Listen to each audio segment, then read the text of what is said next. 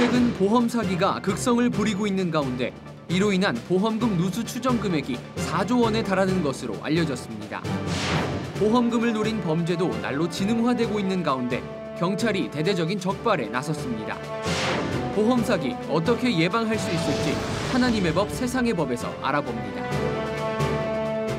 하나님의 법 세상의 법 이재만 변호사님 나오셨습니다.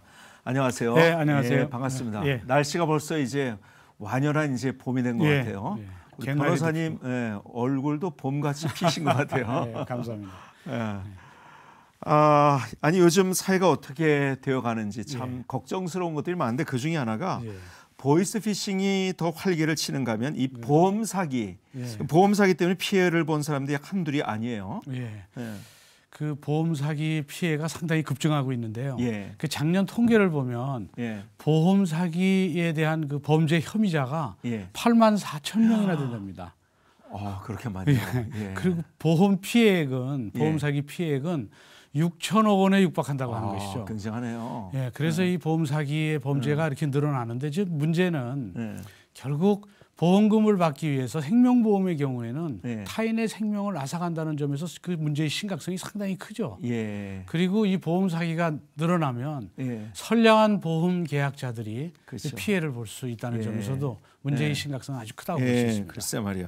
아니 보험 사기 이런 얘기들 하는데 구체적으로 어떤 것을 보험 사기라고 이야기하는 거죠? 이제 보험 사기도 이제 사기의 일종인데 사기라는 것은 결국은 이제 일정한 재산이나 또는 재산상 이익을 편취하기 위해서 타인을 기망하는 것인데요. 그래서 기망해서 결국 그 이익을 취하는 것인데 보험금을 편취하는 것이죠, 말하자면. 근데 보험금은 보험 사고가 발생되면 보험금을 주게 돼 있습니다.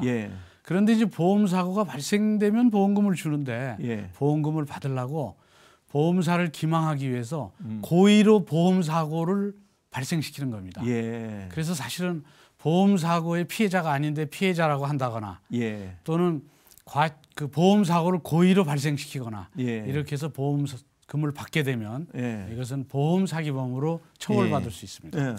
구체적으로 어떤 사례들이 있나요? 그러면은 그런 것들이 가령 이제 그 음주 운전을 하는 차에 고의로 충돌을 해서 결국 상대로부터 보험금을 받는 것이죠. 상대는 음주 운전자이기 때문에 잘잘못을 따지지도 못하고 그냥 가해자처럼 되고 또 경우에 따라서는 진짜 교통 신호 위반한 유턴하거나 또는 역주행하는 차들이 있으면 자기가 가서 피하지 않고 받아요.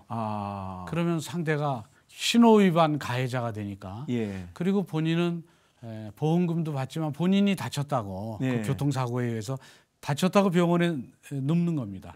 그런데 한 2, 3일이면 날 것도 한 보름씩 있고 또 어떤 사람은 뭐 도저히 못 일어나겠다. 나 하반신이 마비된 것 같다.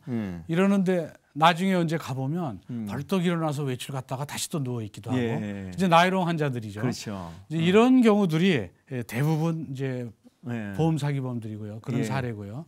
또 이제 외제차를 가지고 사고를 내면 그만큼 수리비도 더 많이 받지만 또 교통사고 외에 중고 외제차를 사다가 보험을 들고 그리고 허위로 도난 신고해서 받기도 하고 이제 이런 것들이 다 보험 사기 범죄 유형들이죠. 외제차를 이용한 범죄가 최근 뉴스에서 여러 번 본 것 같은데요. 그러니까 그런 것들이 이제 범죄 사기가 된다는 거죠. 그렇습니다. 이 외제차를 이용하거나 또는 뭐 국내 차를 이용하건 이 보험 사기범이 보험금을 부당하게 수령하면 이 선량한 보험 계약자들이 피해를 입게 됩니다. 그렇겠죠. 원래 이제 보험이라는 것은 이제 장래의 위험을 미리 대비하기 위해서 여러 명의 돈을 모아서 그 위험에 처한 분들한테 보험금을 지급하기 위한 거 아닙니까? 그래서 통계에 의해서 보험료율이 정해져 있어요. 그런데 고의로 보험 사고를 내면 그 보험료율이 올라가게 되죠. 그렇겠죠. 그렇게 되면 아무래도 그 피해자들, 그 보험 계약자들이 피해를 보는 것이죠.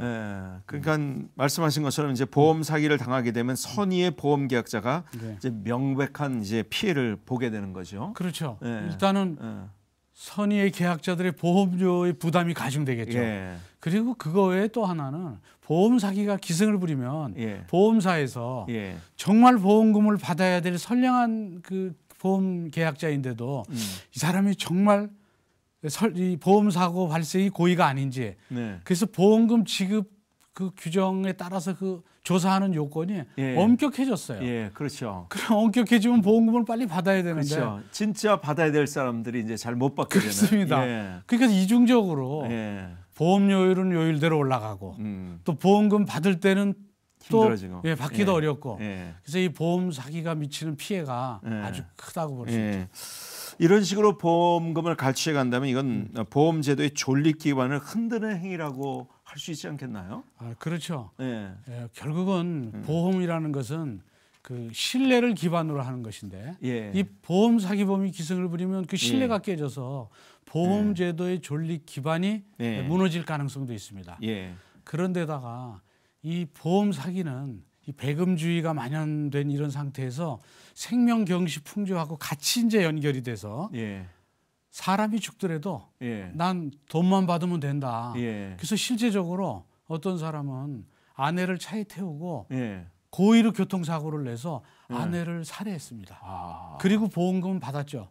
그럼 어떻게 하나요, 근데 결국은 CCTV에 그 상황이 잡혔습니다. 이 운전 핸들을 조작하는 거, 또 뭐 라이트를 켜서 상향을 켜서 주변을 보는 거, 뭐 이런 것들이 잡혔답니다. 그래서 결국 이제 자백도 받아내고 그래서 결국 그 사람 보험 사기범으로 처벌받는 게 아니고 보험 사기범 외에 살인죄로도 그렇겠죠. 처벌받게 됩니다.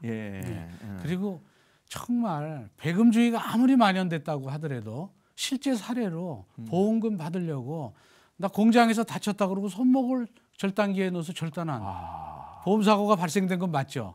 근데 그 돈을 받겠다고 평생 불구로 살려고 하는 그런 사례도 있었습니다.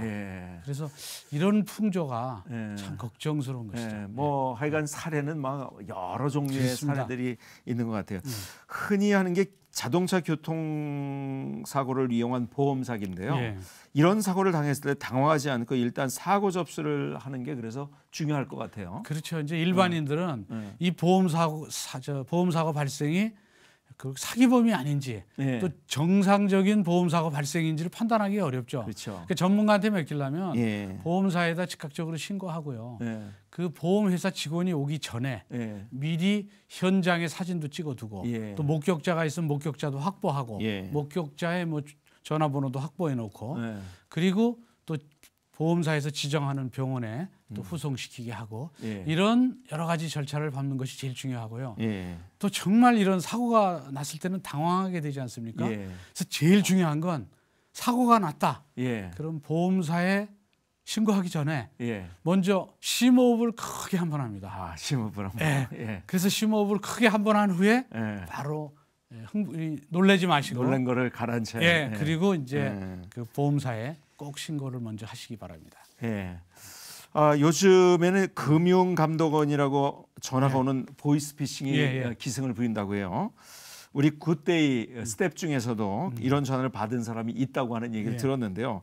공공기관이나 경찰이라고 해도 이제는 믿을 수 없는 세상이 됐다는 것이 참 너무 씁쓸합니다. 그런 거를 빙자해서 전화를 하니까요. 결국은 이제 믿을 수 없는 세상이 된 거는 맞습니다. 그래서 그런 전화가 와도 일단 받으시면 안 되고 또 무슨 뭐 거기에 무슨 이건 청첩장이니까 이 사진을 열어보세요. 뭐 이런 것도 오면 그 열어보는 순간 소액 결제가 되기도 합니다. 그래서 지금은 이 보이스피싱이나 파밍이나 이런 그 수법이 굉장히 진화되어 있기 때문에 쉽게 속을 수가 있어서 주변에 많이 속는 것 같아요. 그런데 지금도 많이 속고 있습니다. 글쎄 말이에요. 당황하기 때문에 심호흡만 한번 했으면 그래도 좀 괜찮았을 텐데. 그래서 이제 특히 이런 보험 사기의 경우에는 그 예방책은 금융감독원에 그 보험 사기 방지 센터를 운영하고 있어서 그 홈페이지 들어가서 한번 참고해 보실 수도 있고요.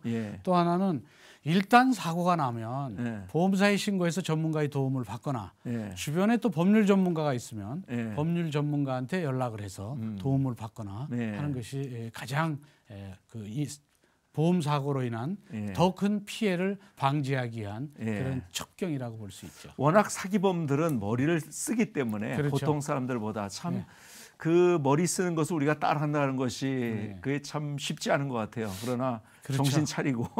그런데 이제 전에 비해서 이제 많이 홍보도 돼 있고 이런 사례가 많이 나가고 있기 때문에 이제 보이스피싱은 조금만 정신 차리면 그러니까 쉽게 얘기해서 보이스피싱은 누군가가 자기의 개인 정보를 요구하면 일체 확인해주지 않으면 됩니다. 은행에서는 그걸 요구하지 않고 또 검찰이나 법원에서도 그걸 요구하지 않습니다. 그걸 요구하고 하면 그게 법적으로 걸리는 걸로 알고 있는데 그렇습니다. 그렇죠.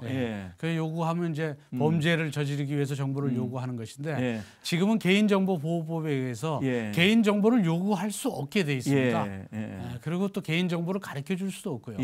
그래서 그런 건 다 그런데도 불구하고 이제 당황을 하거나 또 자식에 관련된 문제거나 뭐 이러면 놀래서 여전히 보이스피싱으로 인한 피해는 굉장히 큽니다. 그러니까 기본적으로 내 정보를 함부로 주지 않는다는 것만 생각하면은 그렇습니다. 그래도 한 90% 이상은 그렇죠. 거기에서 괜찮을 수 있지 않겠는가 이렇게 생각이 되어집니다.